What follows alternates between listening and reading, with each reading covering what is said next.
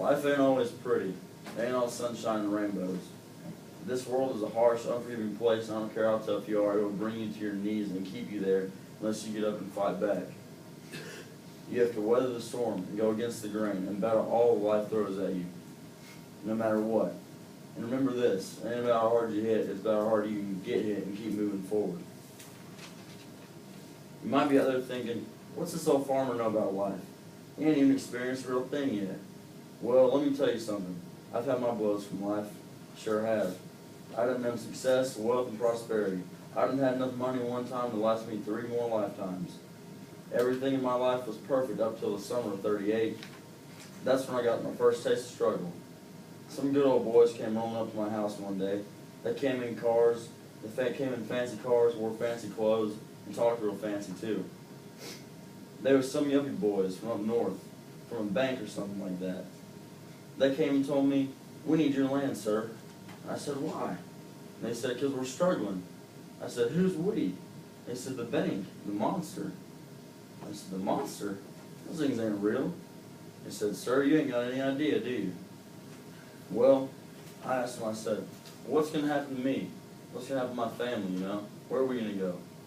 They said, "Well, we got an answer for you, sir. We want you to go off to California and work in the fields, pick oranges or something like that." I said, "I got things just fine here. Why do I got to go to California?" They said, "Sir, we need your land. We give you to tomorrow to get out." And that was that. Me and my family were on our own on a long, dusty road to California. About 3 days in, we'd started off with $400. 3 days in, we only had about 200. Now, with 5 people in the family, a wife and father and 3 sons, that ain't enough. So we were struggling from the get-go. Rolling to California about 6 days. In about 6 days, we hit a weed patch camp, is what they call it. It was nice, clean, you know, they had these things called toilets. We never used them before, but we got used to it. I mean, it was pretty weird, but it was sterile. Everything was all good up until then. Then we had to keep on moving forward because there wasn't any work around there. Got word about 20 miles north there was cotton picking, orange picking from my wife, about 20 cents an hour. It ain't much, but you know, it's work. So we kept on going. On the way up there, my wife, she got sick. I figured, oh, it's nothing. It'll pass. 2 days later, she passed away. Left me with me and my 3 boys to work. My boys are 12, 15, and 17. We got 2 that can work and 1 that hardly can talk. So we were in one hell of a mess right there. Then, about a week later, we figured out we had to leave the state of California. Turns out the landowners didn't want us there no more. Said us Okies are too much trouble. So we were out on our own, headed back to Oklahoma, right where we started.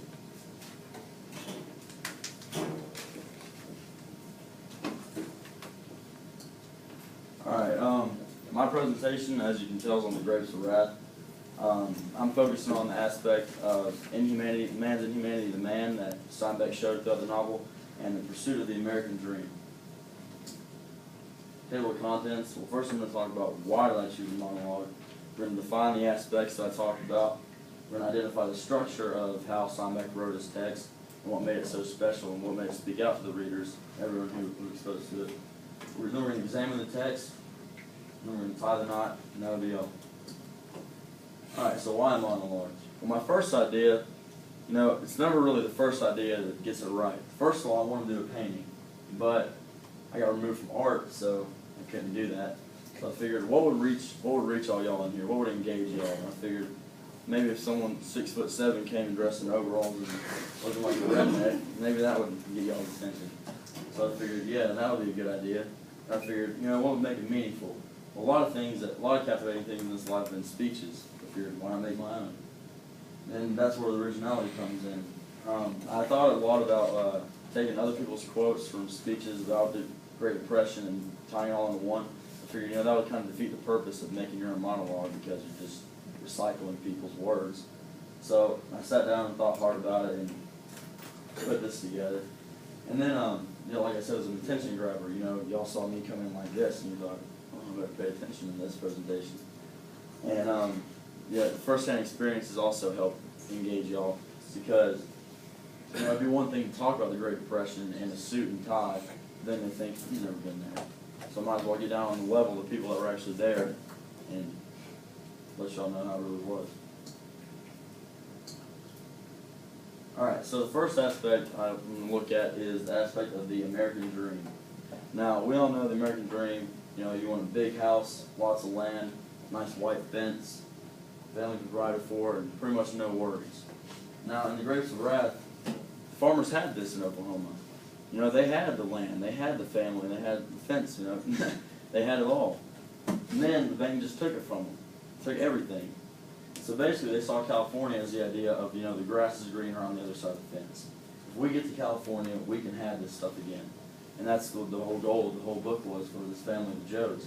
You know, they had the land they had been on for 50 plus years, had it taken from them, and they had to go find something better. So they were looking for their greener pasture. Second aspect is the man's inhumanity of man in this book, and we see this where it's basically like disregard. I call it the 4 Ds. You know, disregard, domination, and denial, discrimination.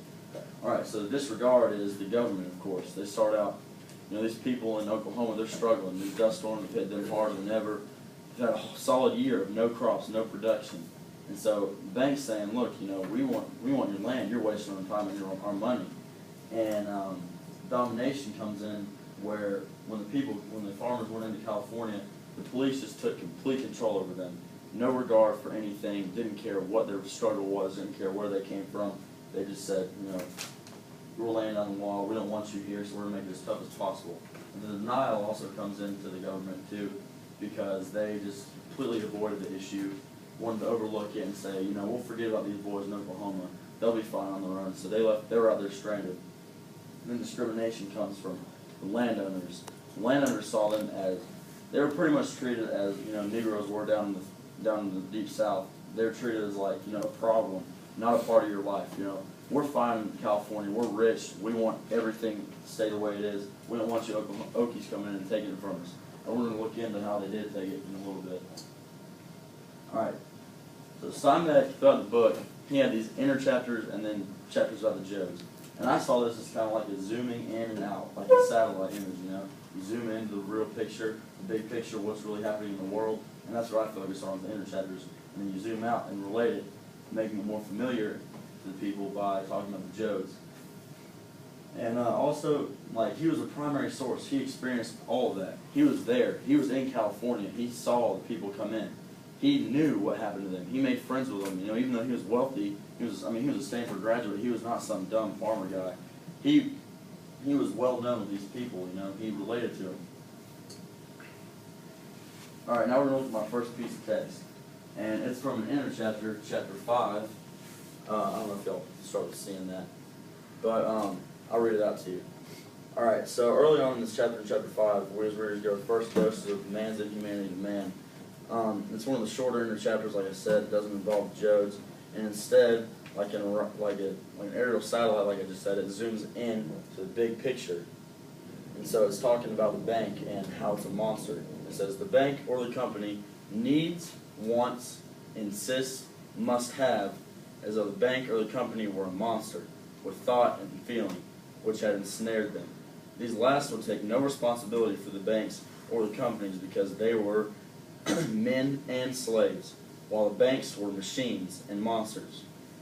Alright, so first I want to look at the syntax. First of all, this is dialogue. You know, you can't tell because you don't have your books out in front of you. But this is dialogue. And one thing Steinbeck is famous for in this book is he does not use quotations in his dialogue. So you have to think as a reader. You know, it's kind of jumping from speaker to speaker to speaker, and you have to put yourself in the position of, you know, who's talking.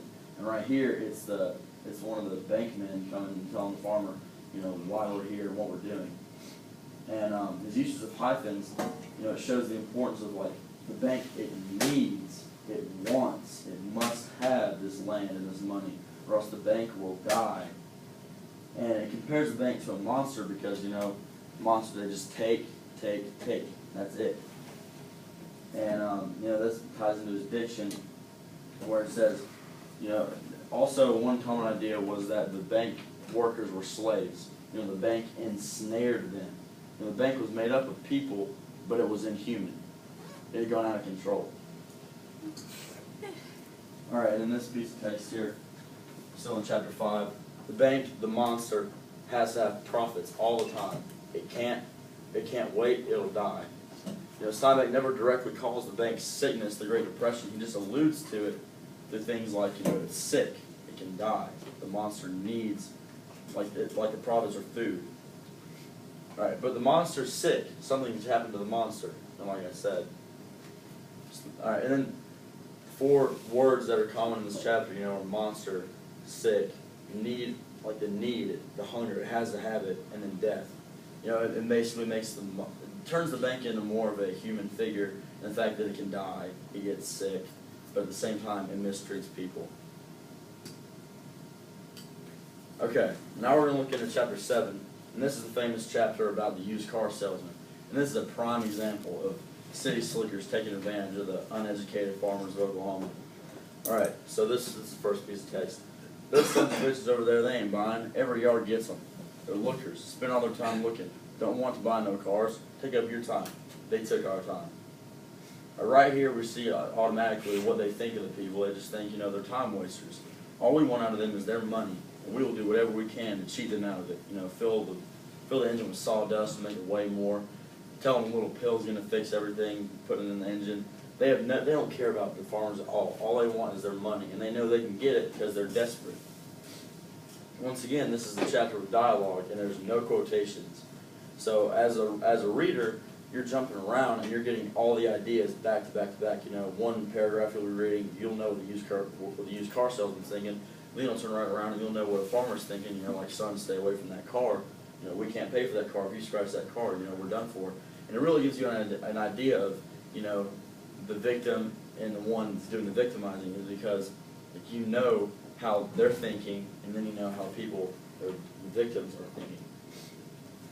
And there's no lack of activity in this chapter, so you're jumping around as a reader. You're engaged because, like I said, 1 minute you're the car salesman, the next you're the tenant farmer. All right, and then also you want to recognize the colloquialism in this chapter. Ain't, and, taken. This really shows you how they talked at that time, so it strengthens the experience. All right, and then once again, here's just another example of the car salesman cheaping, giving them a hard time, doing everything he can to cheat out the farmers. Tire patch, radiator cleaner, spark intensifier, drop this little pill in your gas tank and get the extra miles a gallon. Yeah, right. But what do the tenant farmers know? They've been on their life on a farm.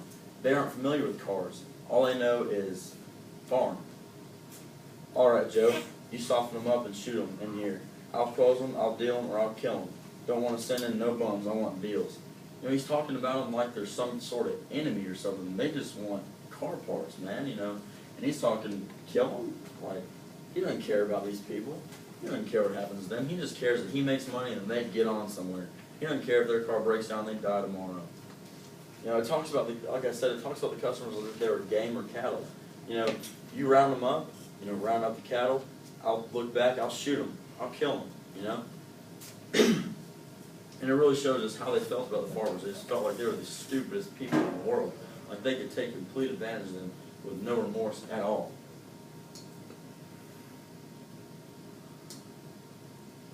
All right, and then now we're going to look at chapter 19. And this is where the American dream comes in. This is where we're exposed to hunger. Right, once California belonged to Mexico and its land to the Mexicans, and a horde of tattered, feverish Americans poured in, much like the Okies did at the time to California. And such was their hunger for land that they took the land, stole Sutter's land, Guerrero's land, took the grants, and broke them up and growled in quarrel over them. Those frantic, hungry men. Alright, so basically, it's this idea of manifest destiny that exists throughout the whole novel. and that is what puts the Californians in fear, because they know that the way that they got their land was through manifest destiny. They were hungry. They didn't have anything when they came to this country, and the Mexicans had it all, and they took no time. They didn't wait any time to take it from them, because they wanted 2 things: survival and land. And they knew how to take it, and so they basically just rolled over. The Mexicans rolled over. And that's what they were afraid was going to happen with the tenant farmers. This is the pursuit of the American dream. And once again, it shows why they were feared, because, they were soft. They knew that they were soft and the Okies were strong in numbers, and they were hungry men. And that, what strengthens